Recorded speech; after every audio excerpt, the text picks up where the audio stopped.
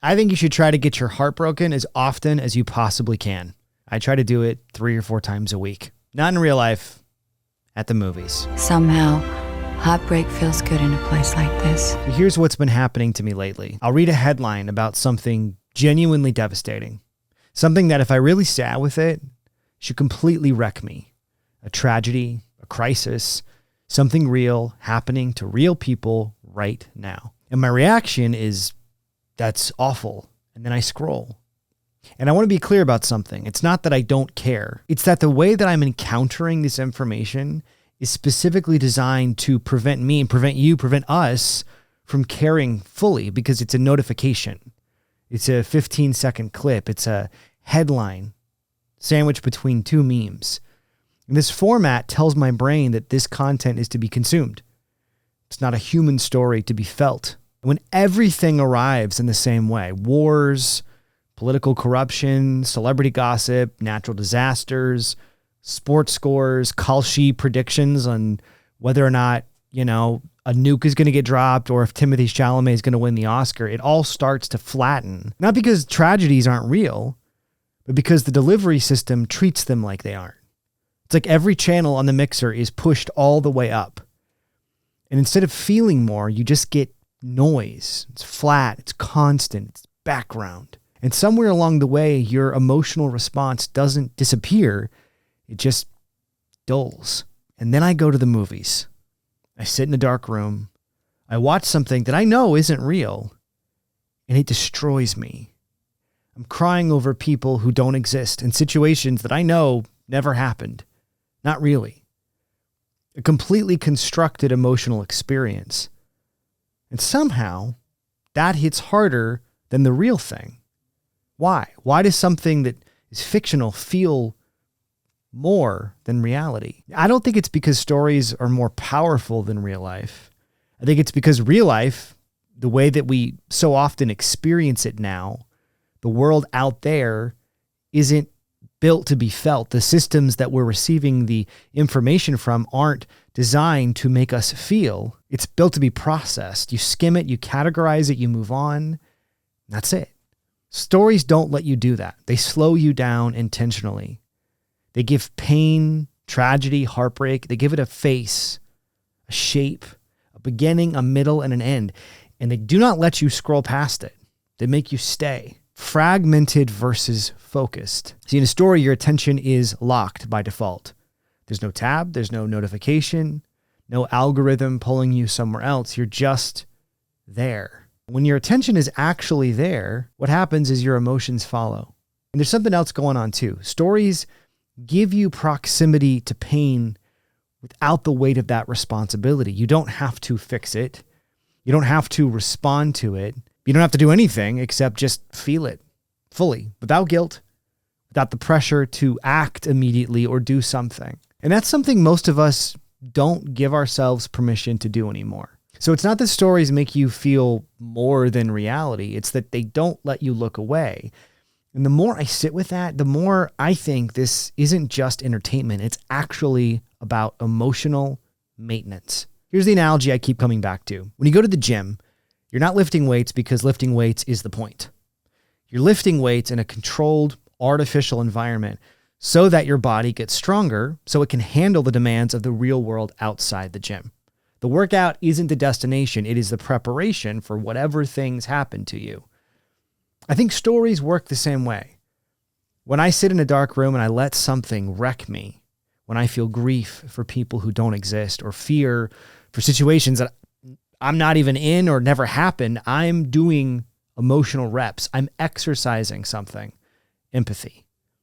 The capacity to feel what someone else feels, to imagine a life that isn't mine and care about what happens to it, what happens to them. And like any muscle, if you don't use it, it atrophies. If you only ever engage with things that are comfortable and easy and safe, you slowly lose access to everything else. And that range of motion closes down. The sensitivity fades. But here's the thing about the gym. You don't have to go to the gym and never leave. In fact, you should leave. The workout only means something if you take the body somewhere else after. If you do nothing with the strength that you've built, the reps were kind of just reps. The point was never just the lifting. The point is what the lifting makes possible. It's the same thing here. Now, I don't want to mistake feeling a lot of emotion for a fictional character to be a meaningful action in the real world. Crying at a movie is not the same as actually showing up for someone in need. So I don't want to make that false equivalency here. Being moved is not the same as moving, but I do think one leads to the other, if you let it. The practice of feeling something fully, of not looking away, of staying in the room with someone else's pain, especially when it's uncomfortable. That's not the destination. It's the training. It's building the muscle memory of care so that when the real moment comes, you are not starting from zero. And here's why that matters outside the theater. Let me give you two specific examples of devastating moments from films that have stayed with me personally and genuinely reshape the way that I see and feel the world. I think about these all the time. There's a film called Lion, starring Dev Patel, 2016. If you've seen the movie, you know where this is going. It ends with a reunion. A man finding his mother after 25 years of thinking that she was lost to him. And just when you think the film is done wrecking you, these title cards appear. It says, Saru has been mispronouncing his own name since he was 5 years old. He was Sharu, which means lion. Every time I watch this scene, I find myself almost unable to breathe. It destroyed me the first time I watched it. I was weeping, I was crying, and even the thought of it now brings such strong emotions to the surface. It's not just because the story is emotional and powerful and moving and all that, but it resonates with something on a personal level for me. Because I know something about carrying around a misconstrued version of who you think you are. About the weight of a self that doesn't quite fit. About the slow, difficult work of reclaiming your own sense of identity and figuring out who you actually were before you let the world start telling you who you wanted to be. I've never been lost in India. I've never been separated from my family. My experience is nowhere close to Dev Patel's character in this movie, but that film gave me such a window into something true about identity and loss and reclamation that I recognize from the inside. And that recognition, that feeling of being seen in someone else's story, it cracks something open inside of me. And when I've sat with people who are lost in their own way, who don't know who they are anymore, who are carrying a name that doesn't fit, I have something now that I didn't have before I saw the film. Not just answers, but like proximity to thinking about and wrestling with that pain. Just the ability to sit closer to the pain without flinching. The other film I want to reference is Cold War, Powell Pawlikowski, 2018. It ends with two people who have spent their entire lives destroying each other and being destroyed by everything around them. History, politics, circumstance, their own worst impulses. Finally choosing each other completely. And the only place they are left to do that is somewhere outside of life itself. Without spoiling anything, the movie ends as they walk off together. The wheat fields keep swaying. The world doesn't notice. This ending is devastating. It's beautiful. It's profound. I don't know why it wrecks me specifically so much. I've thought about it a lot and I can't fully explain it. What I know is this: the love that I have in my own life was given to me freely. Has there been pain, sacrifice, trials, tribulations? Absolutely. But watching what these two people endure just for a chance to be with each other, a whole lifetime of it, it reminds me what a privilege it is to love someone and have it be returned to me without having to sacrifice everything. And I don't think I understood how rare that was, how genuinely precious, until I watched two people spend a lifetime bleeding for the chance at peace that I've been handed. So that film made me grateful in a way that nothing else has, not in a surface way, but in a way that like lives here in my chest. And that gratitude shows up in how I move through my life and how I treat the people I love and how present that I try to be for them. That's not nothing. That is the film, I think, doing its job. So when I hear someone say, I don't want to watch something sad right now, I get it. I really, really do. The world is tough and dark and difficult, and sometimes you just want to escape. I understand that, and that's valid. But I also think that instinct taken too far leads to somewhere worse.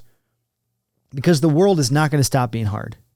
The headlines are not going to stop coming. The noise is not going to quiet down on its own. And if you spend too much time avoiding things that might make you uncomfortable, you wake up one day and realize you've gone numb. Not because you're broken, but because you've adapted, because the alternative feels like too much. So here's what I know. When I let a story wreck me, when I sit in the dark and I feel something all the way through, it's like I can feel myself open back up. I can feel the electricity of empathy moving through me again. It reminds me what I'm capable of feeling. It reminds me what it actually means to be a person paying attention.